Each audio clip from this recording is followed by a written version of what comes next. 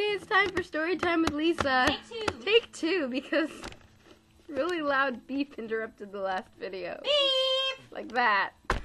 We're here with special guest Ryan. Hi, Who's I'm providing the musical... I'm sorry, go ahead. No, introduce yourself. Do it. I'm sorry. I'm Kat's girlfriend, and I'm providing the creepy music stuff. Creepy music. Yes, from Ryan. The boyfriend. The boyfriend. Yes, Yes. that's what I meant. Yep. Mm-hmm. I'm actually a girl in disguise. That's the real reason I'm here. I didn't know that. Just keep That'd be going. good to know. Just keep Okay. going. You ready, Lisa? I'm ready. Okay. Here we go. Okay. Story time with Lisa. Again, this is Maybe You Will Remember. Okay. Mrs. Gibbs and her 16-year-old daughter Rosemary arrived in Paris on a hot morning in July. They had been on a vacation and now were returning home, but Mrs. Gibbs did not feel well. So they decided to rest in Paris for a few days before going on. The city was crowded with tourists. Still, they found a place to stay at a good hotel. They had a lovely room overlooking a park. It had yellow walls, a blue carpet, and white furniture. As soon as they unpacked, Mrs. Gibbs went to bed. She looked so pale that Rosemary asked to have the hotel's doctor examine her. Rosemary did not speak French, but fortunately the doctor spoke English. Good thing. He took one look at Mrs. Gibbs and said, "Your mother's too sick to travel. Tomorrow I will move her to a hospital, but she needs a certain medicine. If you go to my home for it, it will save time." The doctor said he did not have a telephone right now. Instead, he would give Rosemary a note for his wife. So she's going to show up at his house? Creepy. Anyway, Just a little bit. the hotel manager put Rosemary in a taxi and in French told the driver how to find the doctor's house. "It will only take a little while," he told her, "and the taxi will bring you back." But as the driver slowly drove up one street and down another, it seemed to take forever. At one point, Rosemary was sure they had gone down the same street twice. It took almost as long for the doctor's wife to answer the door and get the medicine ready. As Rosemary sat on a bench in the empty waiting room, she kept thinking, "Why can't you hurry? Please hurry." Then she heard a telephone ring somewhere in the house. But the doctor had told her he didn't have a telephone right now. What was going on?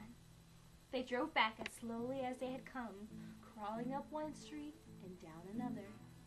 Rosemary sat in the back seat filled with dread, her mother's medicine clutched in her hand. Why was everything taking so long? She was sure the taxi driver was going in the wrong direction. "Are you going to the right hotel?" she asked. He didn't answer.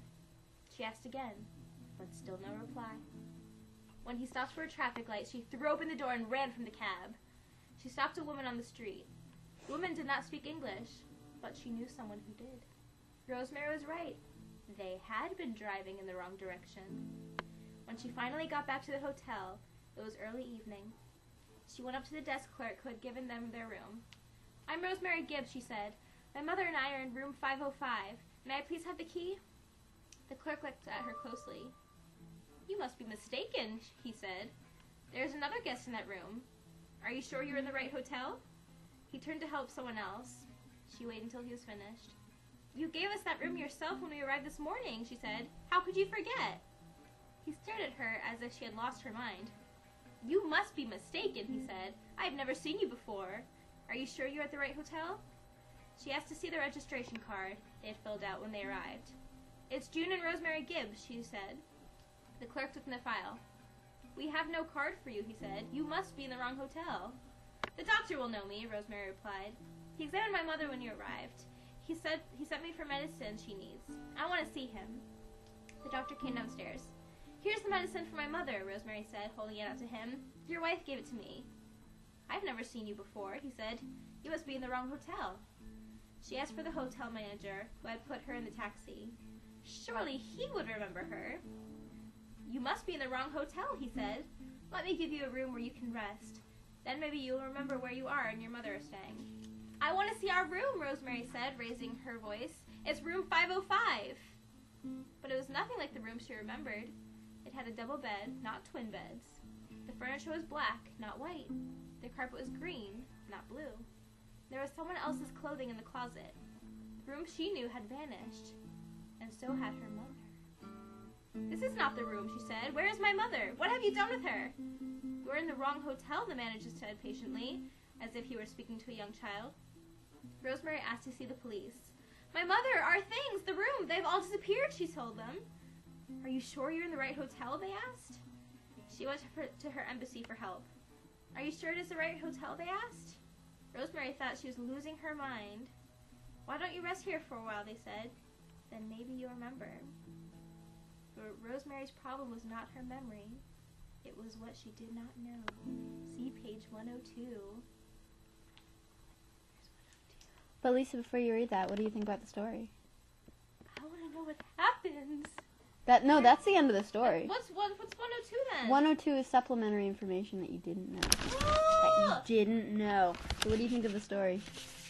I'm so confused. Okay, now read page 102 and you won't be confused anymore. Okay. How the story ends. What happened to Rosemary's mother? When the hotel doctor saw Mrs. Gibbs, he knew at once that she was about to die. Oh, she had a form of the plague, a dread disease that killed quickly and caused frightening epidemics. If the word got out that a woman had died of the plague in the heart of Paris, there would be panic. People in the hotel and elsewhere would rush to escape. The doctor knew what the hotel's owners expected. He was to keep the case a secret. Otherwise, they would lose. Are you kidding me? They didn't tell her that she died. It was her mom. Keep reading. Oh my God. All kinds of stupid money. To get Rosemary out of the way, the doctor sent her to the other side of Paris for some worthless medicine.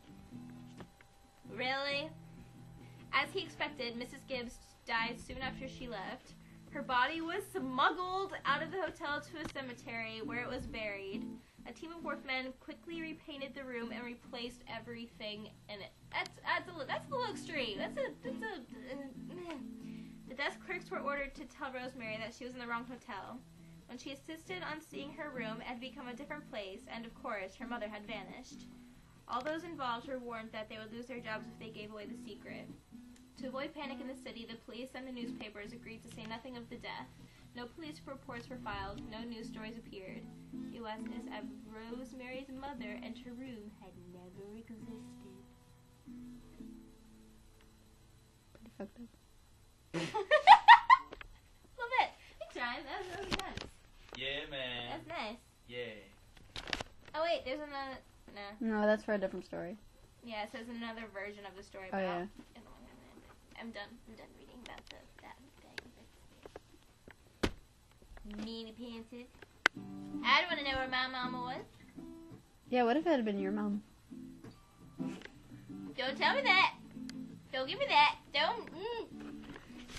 Lisa's mother is a lovely individual. She truly is. I love her. I Hi, love Mom. my mama. I love my mama. And so do I. Love you, Mama Staples. What if it had been your mom? What would you do? Would you believe them? Would you question your sanity? What if it had been your mom? Just sing louder. Your mom. Just sing louder. Hold on. This is a supplementary musical version of Maybe You Will Remember. What is it called? Maybe you'll remember. 1, 2, 3, 4.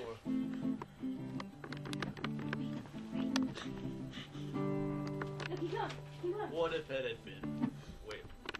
What if it had been your mom? What if it had been your mom that was in the story? Would you believe all the people in this crazy hotel would question your own sanity? I don't know what they were thinking. What if it had been your mom? Been your mom? Would you care? Been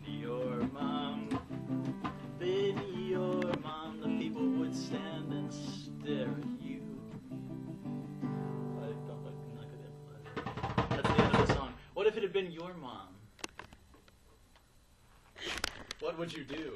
It's lovely. Lovely. This has been Storytime with Lisa and music by Ryan Powell. Yeah. Bye. Goodbye. Join us next time where we'll do another story.